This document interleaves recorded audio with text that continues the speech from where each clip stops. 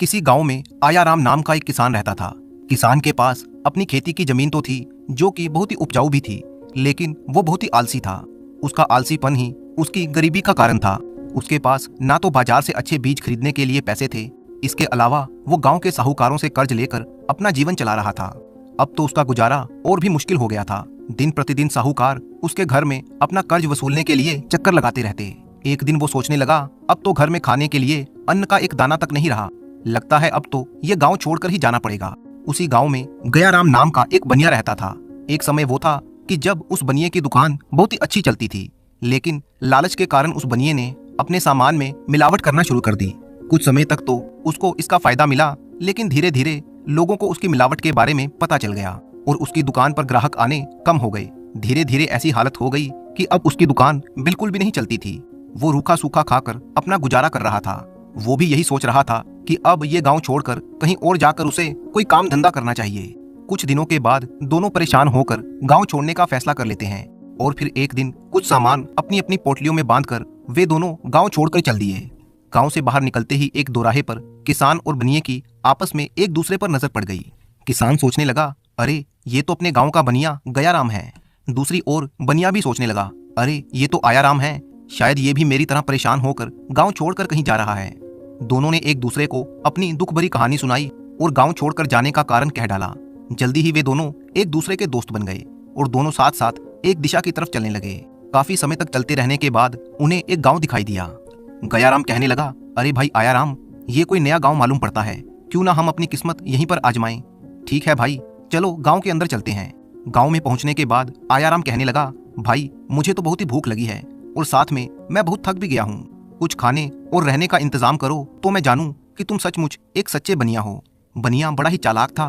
उसे ये समझते हुए देर न लगी कि किसान उसकी परीक्षा लेना चाहता है। बनिया तुरंत बोला, अच्छा भाई, जब तुम यही कहते हो तो देखो मेरा कमाल, हमें भरपेट खाना भी मिलेगा और रहने के लिए जगह भी मिल जाएगी। और फिर दोनों एक घर के सामने जा पहुंचे। दरवाजा खटखटाया। एक बुढ़िया ने दरवाजा खोला। उसने पूछा, भाई तुम दोनों कौन हो और क्या चाहते हो? बनिया झट से बोला, माई हम राजा के खास सैनिक हैं, पिछले गांव से आ रहे हैं, बहुत थक चुके हैं, इसलिए तुम्हारे यहाँ पर कुछ देर तक आराम करना चाहते हैं। वैसे भी हमें कुछ दिनों तक इसी गांव में रहना है। बुढ़िया बोली, अच्छा अच्छा, भीतर आ जाओ। किसान बनिए का ये झूठ सुनकर बड़ा आश्चर्यचकित हुआ, लेकिन कुछ सोचकर वो चुप ही रहा और बनिए के साथ भीतर चला गया। बुढ़िया दरवाजा बंद करते हुए कहने लगी, लेकिन सिपाही भाइयों, मेरी समझ में एक बात नहीं आई कि तुम दोनों इस भेष में क्यों हो? तुमने अपनी सिपाहियों वाली पोशाक क्यों नहीं पहनी? बनिया कहने लगा, माई हमें भेष बदल कर ही घूमना फिरना पड़ता है। हम राजा को इसी तरह से अपनी प्रजा के सुख दुख के बारे में बताते हैं। किसान और बनिया एक जगह पर बैठ गए। बनिया बोला, माई कुछ खाने को दोगी? हमें बहुत ही भूख लगी है। बुढ़िया ने उदास स्वर में कहा, अरे भैया, मैंने तो खुद कल से कुछ भी नहीं खाया, भला तुम्हें मैं क्या खिलाऊंगी? असल बात तो ये थी कि बुढ़िया के पास खाने पीने का हर सामान पड़ा था, लेकिन वो बहुत ही कंजूस थी, इसलिए उसने ये बहाना बना दिया कि वो बहुत ही गरीब है।